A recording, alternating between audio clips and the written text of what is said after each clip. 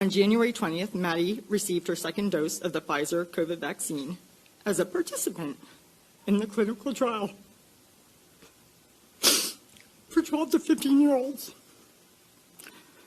All three of our kids volunteered and were excited to participate in the trial as a way to help us all return to normal life.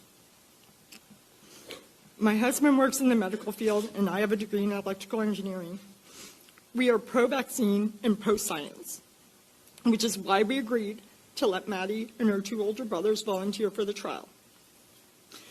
Before Maddie got her final dose of the vaccine, she was a healthy 12-year-old who got straight A's and had lots of friends. She had a life. She was energetic. She was not like this. Although she does still have lots of friends. Upon receiving the second shot, Maddie immediately felt pain at the injection site. Over the next 2.5 months, her abdominal, muscle, and nerve pain became unbearable.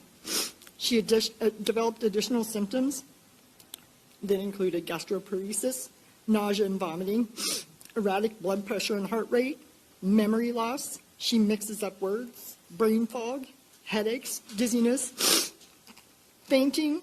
She fell and hit her head, and then seizures.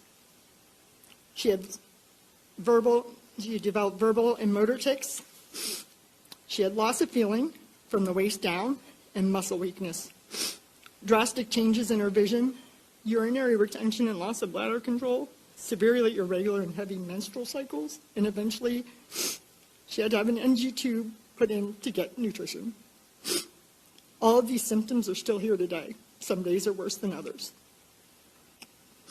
Our greatest challenge came when her doctors began to consider an alternative diagnosis. Well, she really didn't have one before. So, because they couldn't figure it out, one physician labeled her as having functional neurologic disorder.